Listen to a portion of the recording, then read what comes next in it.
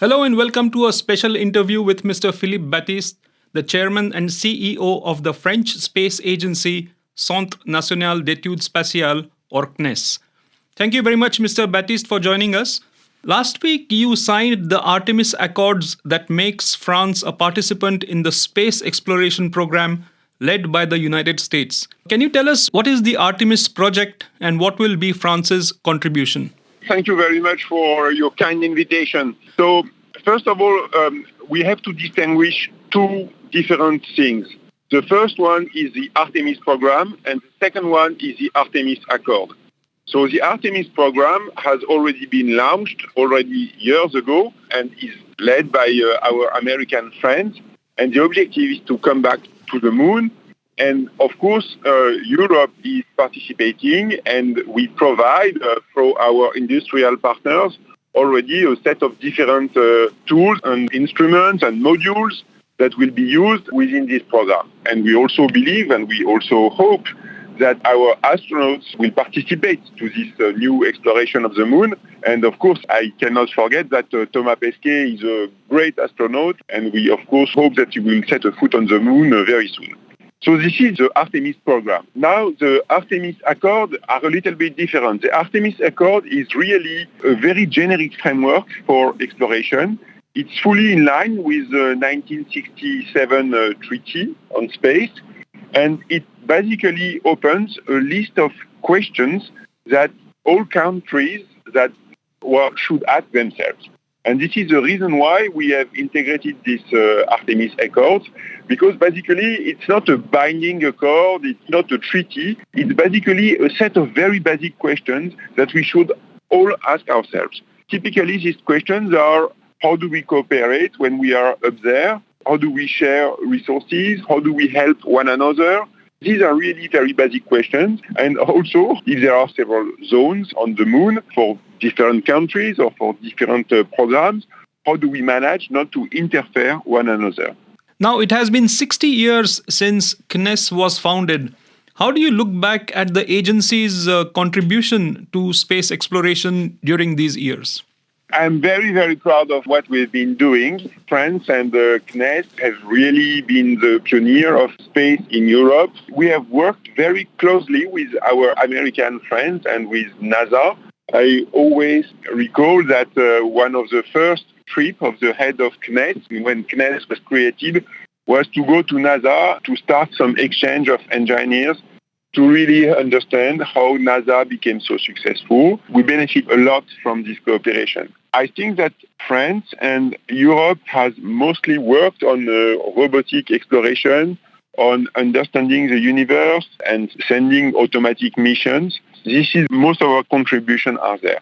Concerning human exploration, our strategy right now has been basically to fly with other nations to go to the space station, typically with the Russians, long time ago already, and now with our American friends and partners.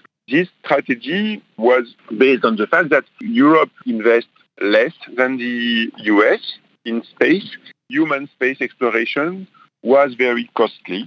So basically, we decided to partner with other countries and to focus our resources on other projects. Something which is very interesting is that the situation now is evolving quite a lot, because we can see that today the cost of human space exploration is going down significantly. I would say that typically the International Space Station is a 100 billion euro project. And if we were to do the same tomorrow, it would be much, much less, perhaps a few billions and not hundreds of billions. So the cost is really decreasing a lot. And because the cost is decreasing a lot, I think there are new opportunities for Europe. And basically, this is what the President of France, Emmanuel Macron, has asked us to study, and working basically, he has asked ESA, the European Space Agency, in Toulouse a few months ago, to try to understand what can be done for human exploration, what kind of policy can we build. Is the sovereignty of Europe in space one of the big goals of CNES in the future? Of course, this is part of our DNA. Sovereignty in space has always been a key topic for France, starting, of course, with launchers. We have always believed that if you want to have sovereignty in space, you need launchers, because if you don't have launchers, then you depend on other countries to decide whether yes or no you can launch such or such satellite. So this starts with, of course, the Ariane program, and we are very proud to see that Ariane 6 is coming pretty soon now. This follows, of course, all the 5 other Ariane before. Ariane 6 will replace Ariane 5, but also Soyuz, and this will be a milestone for sovereignty of Europe. But it's not only about launchers. Sovereignty starts also with our industrial capabilities. If you want to have some autonomy in space, you need to have strong industrial players. And I think that France and Europe have done a lot in this field. We have 3 very big players: Ariane Group for launchers, Airbus and Thales for satellites, which are really very good and very successful today. And we are very proud of that. And finally, the last dimension for the question of sovereignty and autonomy is, of course, for the question of defense. CNES is working a lot with the French Ministry of Defense to provide to our country and to the armed force all the necessary tools to be able to maintain the sovereignty of the country in space. And finally, I would like to ask you about the human space exploration program. When do we see a man setting foot on Mars, and why are we going back to the moon? I think that it will take a lot of time for humans to go to Mars. As you know, this is an opinion which is shared by all space agencies worldwide. It will take time for many reasons. First, of course, you need a human-rated rocket. It's not ready yet. On top of that, space is a very hostile environment. An astronaut that would go to Mars would spend years in this very hostile environment. This would have drastic impact on his health. All these problems are not solved yet.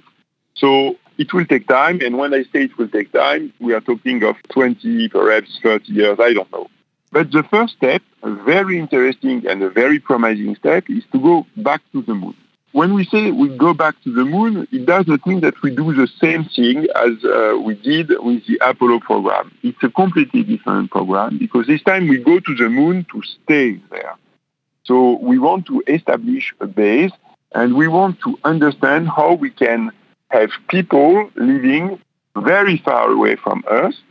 So this means that they need to use the energy, the solar energy. They need to use the water, which is available on the moon. They need to use the regolith, which is on the moon too, to be able to build materials, to build also propellant, and so on. So this is a very important milestone. And to come back to the question of Mars, if you want to go to Mars, you first have to go to the moon.